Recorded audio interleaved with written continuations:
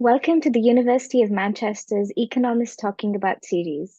In this episode, we will be interviewing Ms. Josefina Fabiani, who is pursuing a PhD here at the University of Manchester and is also a tutor for the Economics department.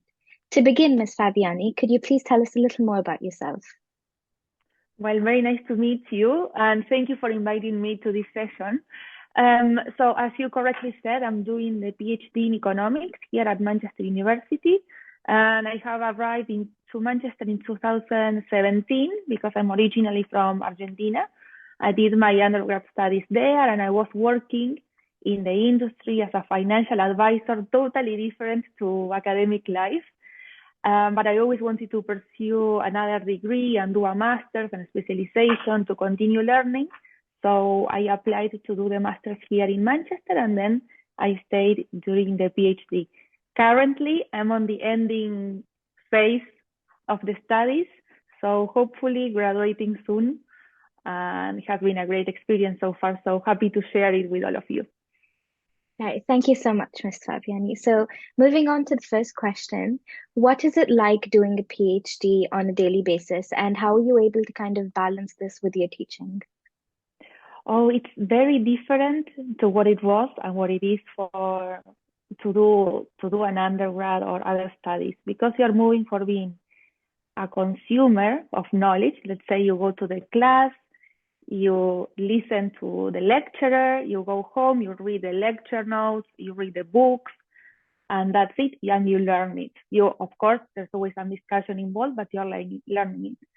From the perspective of doing a PhD, the hardest part, I think, at least from my side, has been to be more of a producer of the knowledge because the aim is for you to do research on questions that have not been addressed already in the literature. So you need to find something that is interesting to answer, not just for you, but for the science. And there is no specific way of how it should be done. So there are different methods, ways to address the question. So it's based on you and how you're going to be doing it.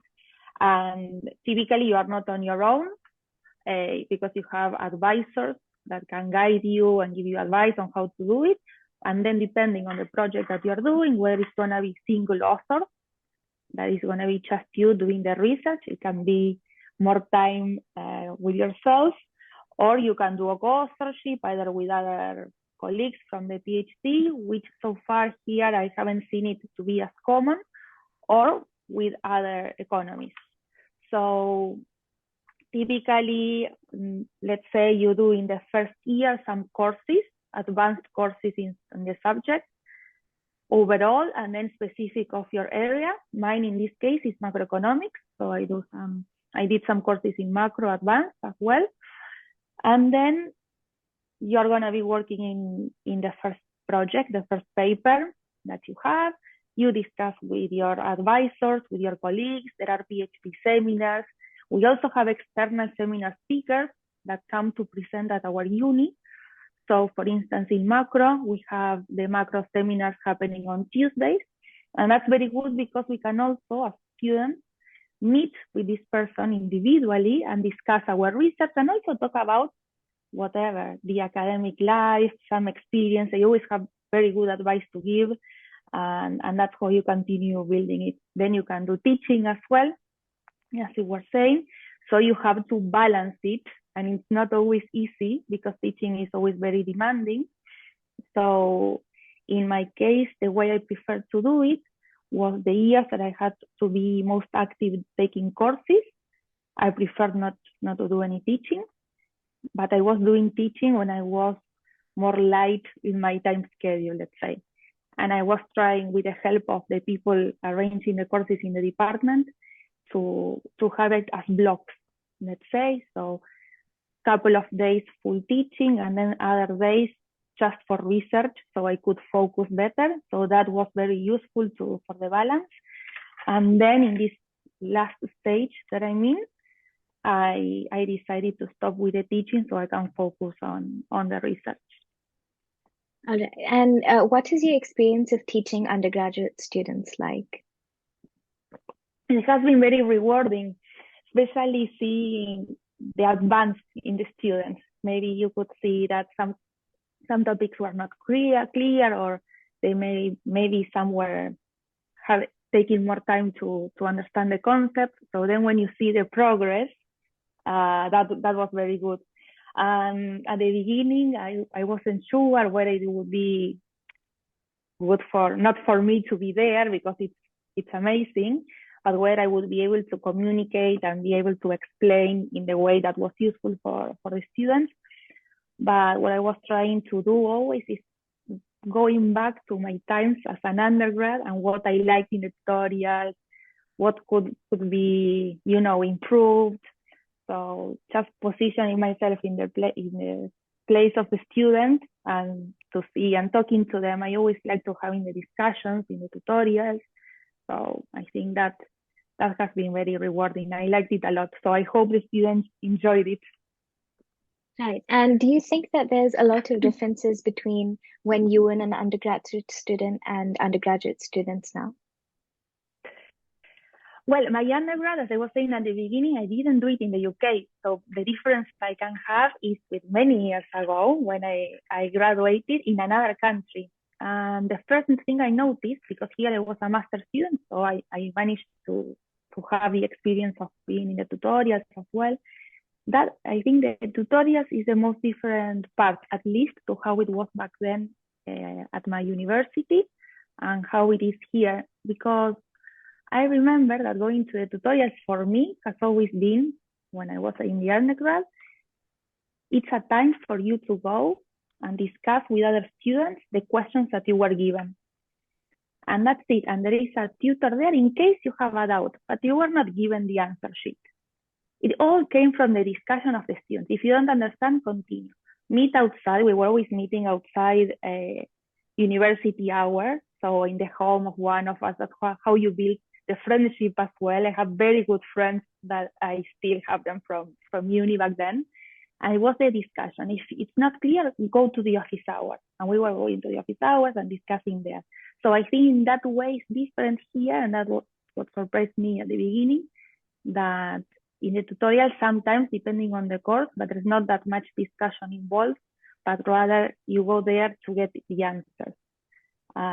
So when I was teaching, what I was trying to do whenever it was possible in the courses, give some time for group discussion, and then let's see what's the answer.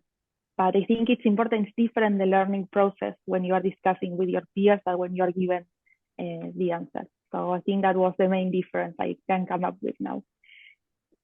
Right. And what have been your main motivations for pursuing a PhD degree? Well, I've always liked learning, always. Since if I go back, I've always been studying something. Either it was languages or another skill or learning something different. So at uni, I really liked it in the undergrad, economics. Then I had experience working. So I managed to experience what it was to be in a company, and a typical job that anyone can imagine. And after that, I said, no, I want to pursue a career abroad. The UK was my first choice. And I said, why not? I mean, there's always different ways to learn. You are going to be doing something different. It's very challenging to do the PhD as well. And I enjoyed it a lot. And now I look back and everything I've learned in these last 5 years, I wouldn't have imagined. It opens doors. I mean, when you have another degree, you are able to perform in different positions that otherwise you wouldn't have the possibility. So that has been amazing. Right. And how were you able to choose a specialization in macroeconomics?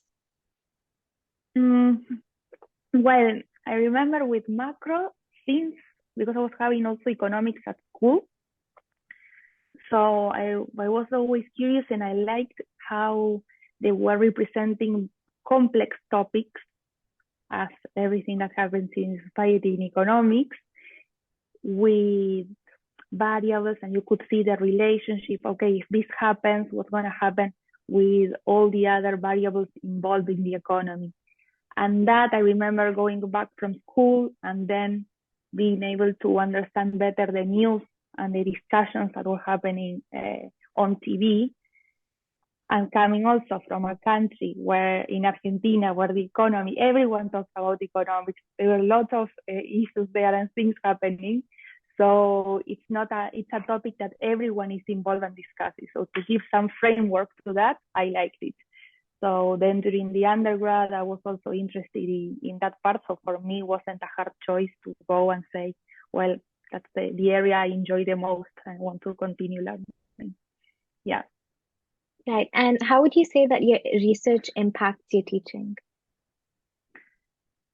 In that case, it would be more for being able to provide examples. Sometimes when you are learning, well, maybe to you it happens as well. You learn concepts that may sound abstract and models, but just being able to provide examples and associate what you're learning in the theory or in the models to specific examples, I think that helps. But also, I would put it the other way around, how teaching helps the research, because you see another part of yourself. You have to be communicating ideas to people. So you improve your communication skills. You also prove how to answer questions, because in the class, you're always getting questions. But at the beginning, before doing the teaching, I was afraid, what if I'm going to be getting questions that I don't know the answer? But it's okay not to know. And then the class finishes, I find out what the question is and then address it in the next tutorial. So all these things in the teaching, I think, have been very useful for the research. That's why. Right. And just to finish off, do you have any Yeah. advice for students that are at university now about how to make the most out of their time at university? Well, the university time is the best one. So make use of it every single minute that you are at uni with the friends you're going to make there. And I mean, it's the time for everyone. At least I always talk from my experience, right? To explore, to be exposed to different topics. Find what you like there. If you see there is something that you found interesting in a class, then go to the office hours. I mean, we like students coming to the office hours and discuss. Maybe you only have one question on one tutorial or for the class, a comment in one lecture, but you can end up talking about anything.